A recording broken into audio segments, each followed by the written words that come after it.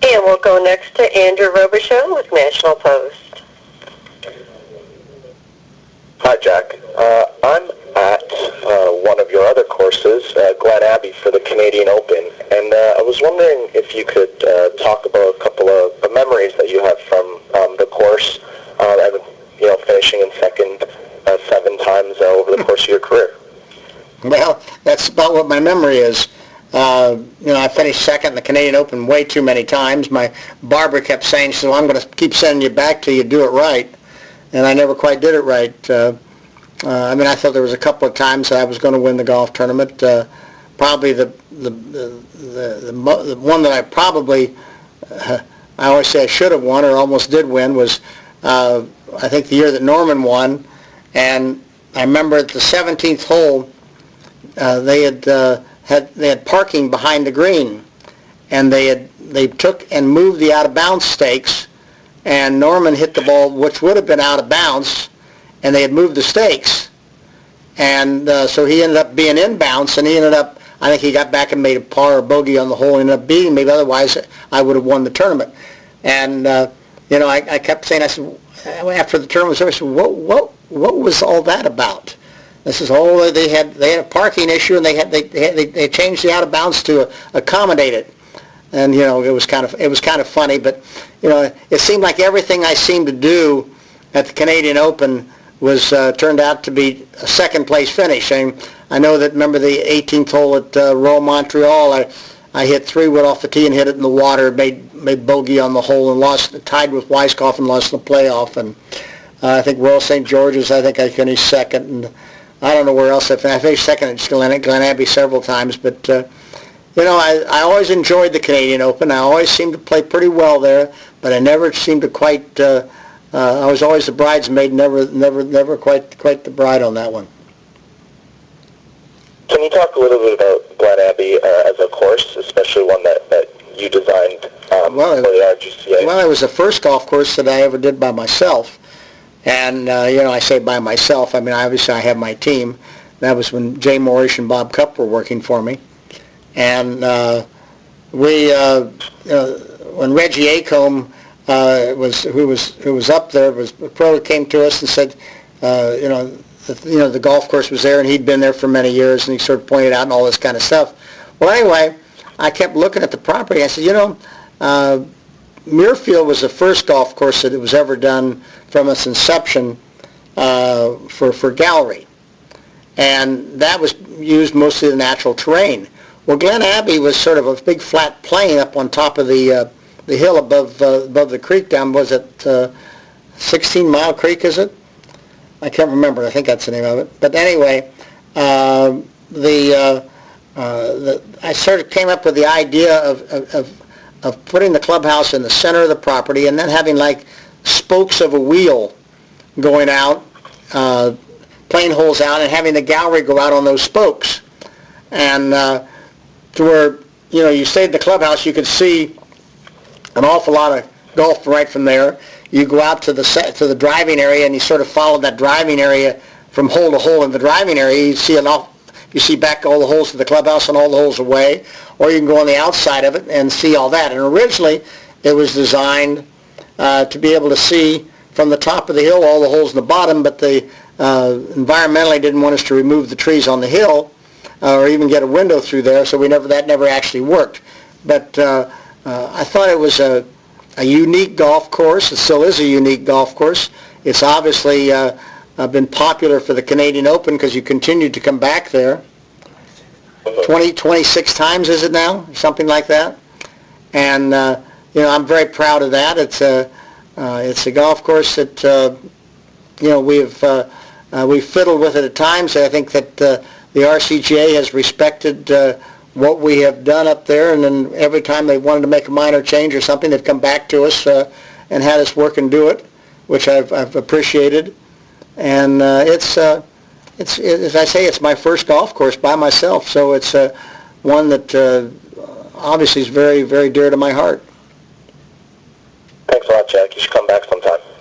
I'd love to. Thank you. Our next question comes from Dan Reardon with KMOX Radio. Jack, I think the record is majors. You came from behind on Sunday to win. Talk a little bit about what you did from a course management or strategy standpoint when you find yourself trailing going into a major. And then the second part, is that a talent in and of itself for an ability of a player to come from behind and win on the final day? Well, I don't know whether you're accurate on that, but I think I was ahead. I think of the 18, I think I was ahead 12 times. So maybe it was 6. I might have gotten behind in a round that I was leading and then came back. So that you could be 8 when you went, get to that number. I don't know exactly. I really don't. I'm paying semi attention to it, but I never was a great front runner. From the standpoint of being comfortable with that. I mean, obviously, I like to be in the lead, and I like to stay in the lead, and I like to win. But I seem to get a little too conservative sometimes when I was a front runner. And, I still won most of the time. I think I won 11 out of the 12 times or something that I was leading going to the last round. So I didn't actually give it up. It was just I was more apprehensive about it. But to me, coming down the last 9 holes, that if I was like within a shot or two, I sort of always liked that challenge because it really put a fire under me and said, okay, now you really got to go play. And I don't know, there's some mentality. I think Tiger's mentality is the other way. He sort of gets ahead and he tries to get 10 shots ahead. I've never tried to do that, although I have won some majors by pretty good numbers. I guess the Masters by 9, I guess the PGA Championship by 7 and stuff like that. But it's kind of it's fun to be ahead, but yet it's harder on you. Thank you. Thank you, Dan. Yeah, we'll go next to Dave Shedlowski with Golf World Magazine. Good morning, Jack. Hey, Shed. How's it going? It's a beautiful day in Columbus, 73 and sunny. You should be here too. But I just wanted to ask you, really? There was a conversation on the range at the British Open last week, and one player was being very complimentary of the PGA and saying that it was definitely one of the most important events, except for the other 3 majors. And I'm wondering, you probably have written this in your book, and I don't recall, but the PGA is such a wonderful event, and it's old. It dates back to 1916. And wondering just, first of all, if you could enumerate, the things that make the PGA such a special major. And secondly, you won a PGA in the first part of the year, I believe in 71 in Florida. I'm wondering if the PGA wouldn't benefit from rethinking and jumping ahead of the schedule again, perhaps some year. Well, let's see, what's the first part of your question? What makes the PGA so special to me? It's a championship of my organization that I belong to. I'm a professional golfer, and I'm a member of the American, the PGA, Professional Golfers Association of America. And, you're always proud to win the championship of your organization. The PGA's been around, PGA of America's been around a long time.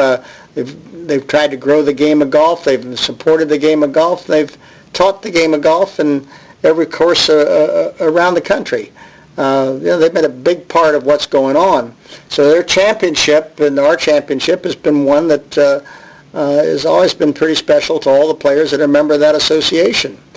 I think if you look through the years, I think that the field at the PGA Championship is probably as strong, if not stronger, than any of the other championships. It's I think a lot of the other ones, the qualifications have changed through the years, but for many years the PGA always had probably probably the strongest field.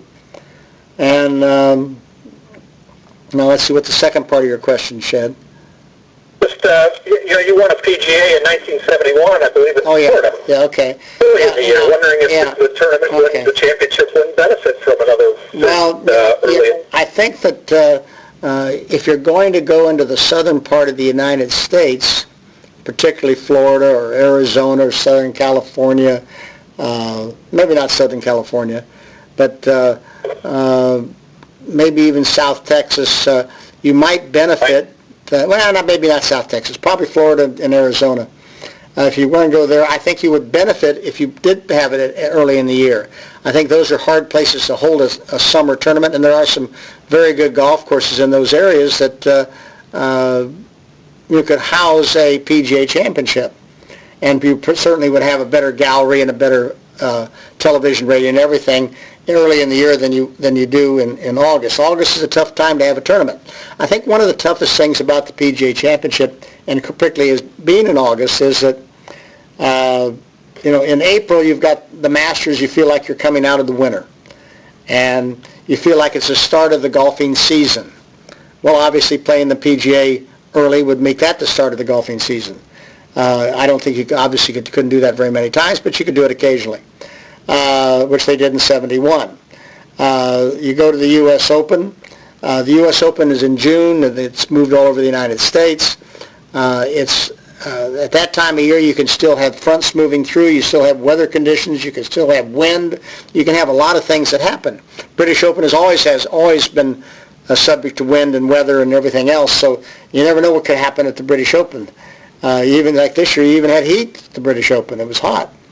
And then in August you go to the PGA, and generally speaking, the only thing that happens in August is sometimes the thunderstorms, and it's just, but the weather is fairly benign. I mean, the weather is not a big factor, and generally speaking, you try to get a golf course hard and fast, and it's difficult with the rain in August to do that and keep it that way. So I think it's a little bit more difficult for the PGA Championship to have other outside factors affect its championship, which I think are things that affect the other three championships, and I think that adds to their lore. The PGA doesn't have that, and I agree with you that occasionally the PGA being played in early in the year would get a little bit more press imagination in the start of the golfing year for the PGA Championship.